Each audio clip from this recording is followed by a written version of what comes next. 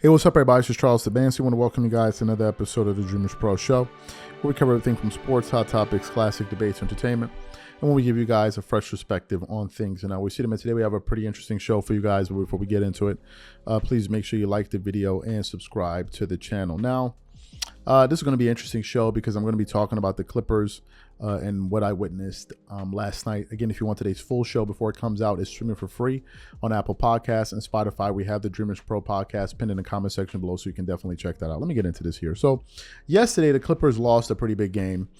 In that game, it was, of course, James Harden's debut for the team.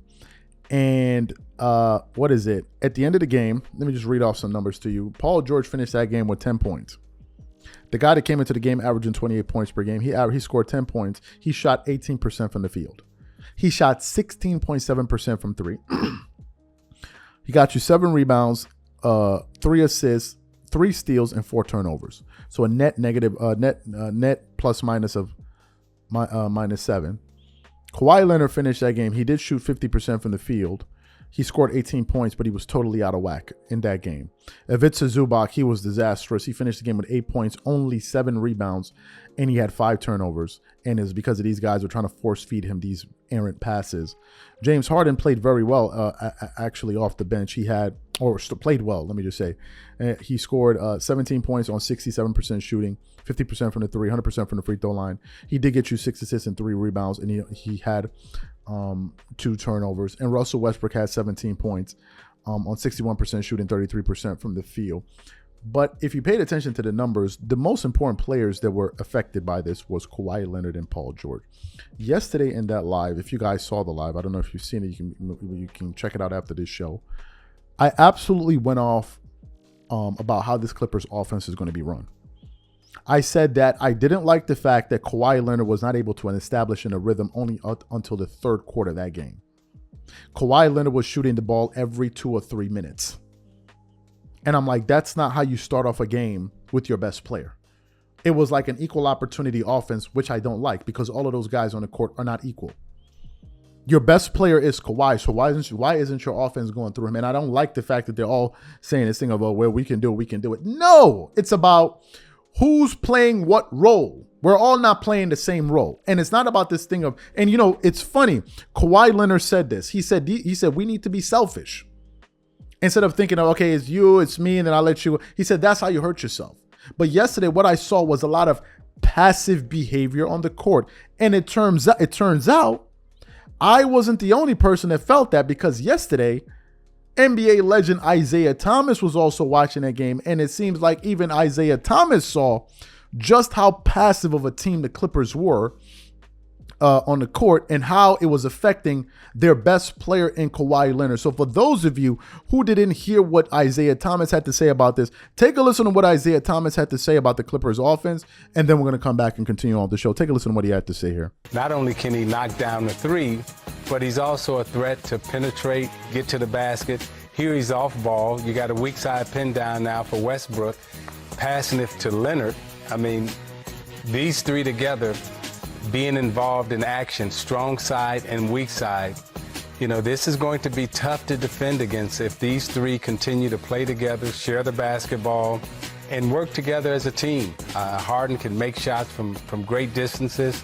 Kawhi Leonard can take over a game. Paul George can take over a game. You know, the one thing I think these 4 do have to be careful of is that they don't become too unselfish and start sacrificing too much. And therefore, nobody really gets into a rhythm and really gets going. Because, you know, we look at Paul George, you know, getting 11 shots. We look at Leonard only getting 16 shots.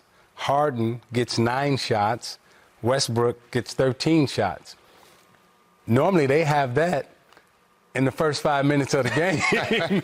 So their unselfishness and being able to and wanting to sacrifice, I just hope that they don't go overboard trying to sacrifice for each other and no one really gets off. So you heard what Isaiah Thomas had to say.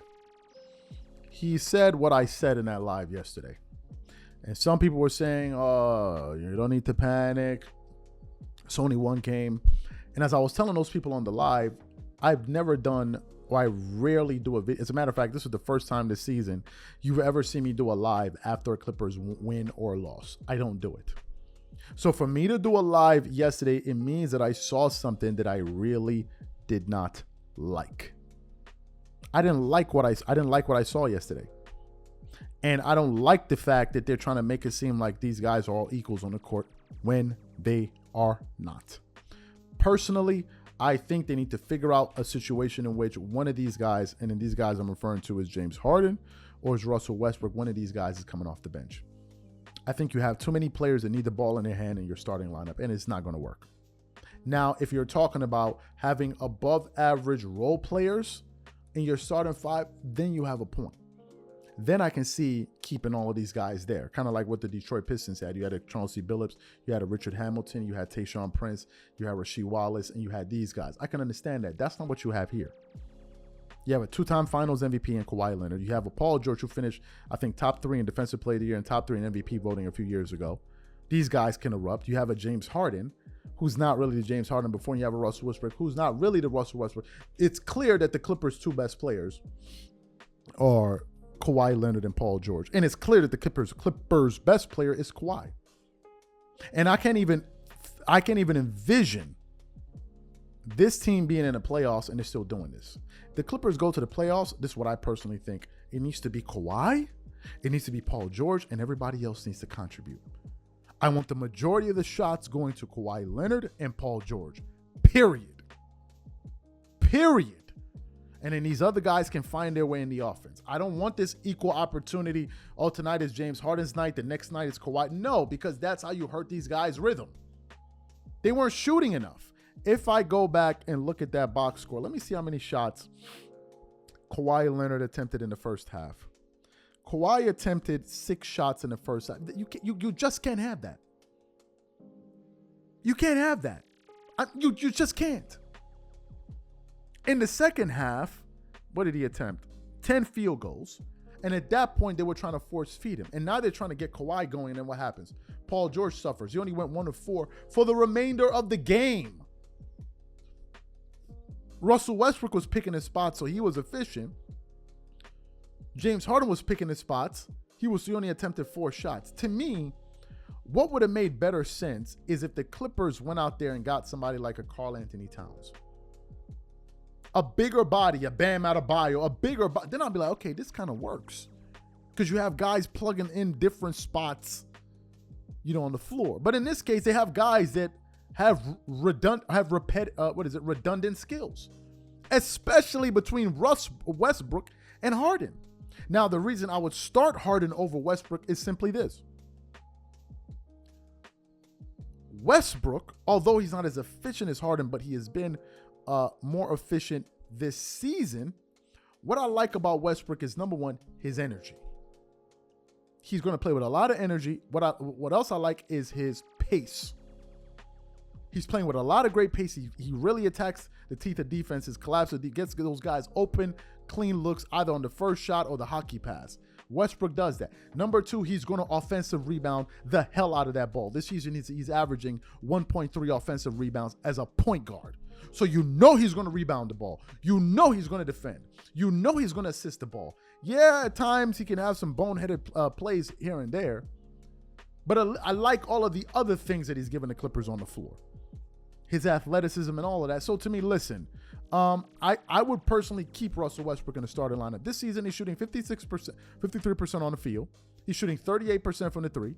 His free throw shooting percentage is only 50%, but he's not attempting a lot of free throws, only 1.7, so he's not really going to hurt you there. So to me, I would prefer him. And let James Harden run the second unit. And then at the end of games, I think Ty Lue should then make an executive decision where he says, listen, I'm going to put out the best lineup that I believe gives us the best chance to win this game. That's what I think should happen. So these are my thoughts. Whatever you guys think, please leave your thoughts and comments in the comment section, and we'll catch you guys on the next show. Peace.